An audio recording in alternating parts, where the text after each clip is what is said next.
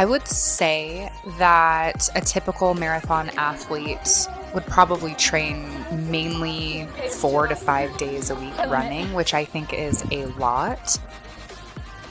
Because I'm a hybrid athlete, running is a big part of it, and making sure that I'm prepped for my half marathons or my marathons, whatever I'm doing, but also being able to lift weights and keep my strength. That is something that's really important to me, and also being able to do other things like cycling and keeping my cardio up that way. You don't make it easy, no. Wish I could be there for you. Give me a reason to. Every time I'm walking out, I can hear you telling me to turn around. Fighting for my trust, so you won't back down. Even if we gotta risk it all right now. I know you're scared of the unknown. You don't wanna be alone. I know I always come and go. Sometimes I have to break up my runs. Sometimes I have to run less than what I want to just to get something in. But at the end of the day, I also need to focus on recovery and getting good sleep as well. There's a lot of nerves that are happening, even on long runs it's not like race day. It's just my long runs, my training runs. There's a lot of nervousness that's going on with me. A lot of contemplating as to why I'm doing this. Long list of reasons. But ultimately, it's nervousness, but excitement. It's a good feeling. I know that I can do this. I know that this is what I'm training for, and I know what my body can endure. So I just get up and I make my breakfast and I drink my chai tea latte and I zen out for a little bit, maybe listen to a motivational podcast or YouTube video. Shout out to Amanda Kamiko because I love her so much. But I get motivated off of that because I know that I can do hard things too. Okay, it's beautiful today. It's 65 degrees right now. It feels more than that, honestly. Maybe like 70. So I've got 2 minutes. I'm going to run at 7 a.m. sharp. And we're just going to go for it. We're going to give our all today. My goal is 1 hour and 50 minutes, and I'm pretty sure I can do that. Reno's terrain is all over the place. It's actually in South Reno where we live. It's very hilly. So lots of ups and downs, and that can be really difficult when you're training for a marathon because you're going, long distances. It's going to head right back down. Easy gradual inclines, then just downhill and flat. And we're going to be fine. I promise. And one little uphill at the end. That's it. So I try to find a loop or a route that has mainly downhills and straightaways as opposed to a lot of uphills because that just gets brutal. During the day, we have our challenge of our rings being closed in July. You're going to notice changes. You're going to see a difference in your physique and in your body. The hydration, supplementation, making sure you're eating healthy, having the right gear when it comes to running is so imperative. It's something that I've had to learn the hard way a lot of the times because I used to go on long runs, not take water, be running without carbs in the morning, and just thinking that I could do like a fasted cardio, run like 12 miles and be okay and not take a gel with me, like not do any of that. And I would hit a wall at like 5 or 6 miles and I was like, I suck at running. I can't do this. Just want to get this shit over with. But I'm almost there. Like literally 1.5 miles. It's always that last like half a mile that's just like fucking killer. So that's what I'm struggling with mentally right now. I can't feel my toes on my left foot and my hamstring is like really tight. So you know what, but whatever, right? Who fucking cares? I find that if I'm running more than 4 days a week, I'm like, my body's exhausted, my joints hurt, everything hurts, I'm not recovering properly. So that kind of training just doesn't work for me.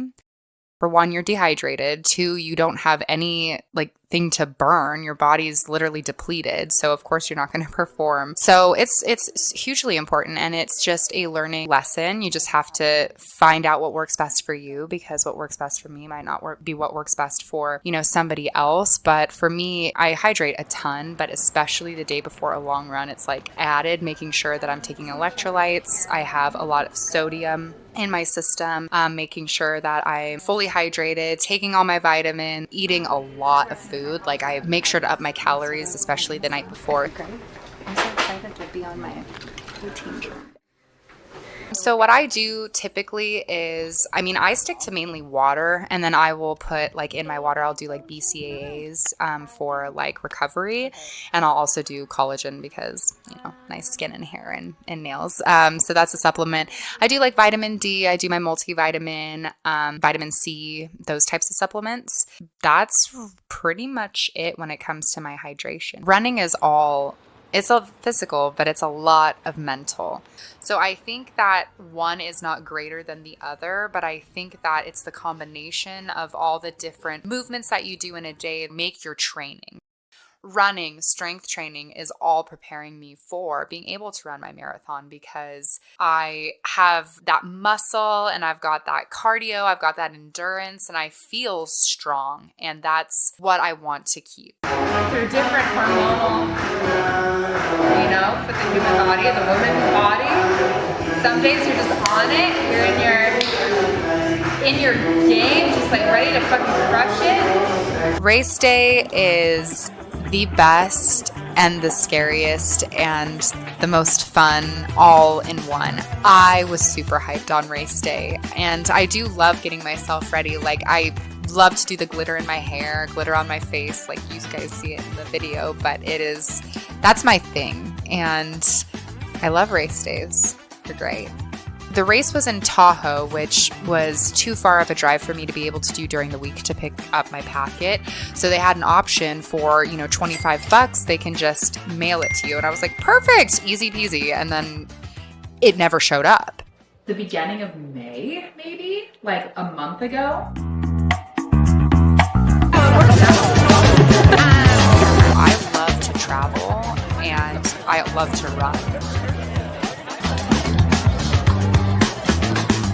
And I love to combine the both of them. So going to a place that I've never been before, being immersed into their culture and like their food and all of that, getting to see the sights while also completing race, whatever it is, a 5K, 10K, half marathon is like such a privilege. And it's so much fun to do it that way. So within the next couple of years, I see myself doing as many races as possible. Not 2 marathons in a year for sure. It's just too much training for me. Crossing the finish line at Rock Tahoe, I feel was like an out-of-body experience. To be for real, I was so exhausted by the end of that run. I had given, again, my 100% effort, and that last mile, I just kept having to say, like, okay, Scott, like, you have to get through this 1 mile, like, you're almost there. Then we turn a corner and be like, where is the finish line? And then, finally seeing it, and I just, I crossed it, and my legs were hurting so bad. It was like, I couldn't run a single moment longer. And then I was thinking, oh my God, I have to do double that in October. How the heck am I going to do that? But that's what training's all about, so it doesn't matter. Yeah, I was exhausted, but I was still able to. I'm so appreciative, first of all, of you guys, my team, and my parents for coming. It was so special. It was just you four, and it was everything that I needed, and I knew you guys were going to be there cheering me on, and that's what helped me get through the entire race. I was so happy to cross the finish line because I knew I was going to have a big old breakfast afterwards. And also, I don't know what people like to stick around at those types of events, but I am not that girl.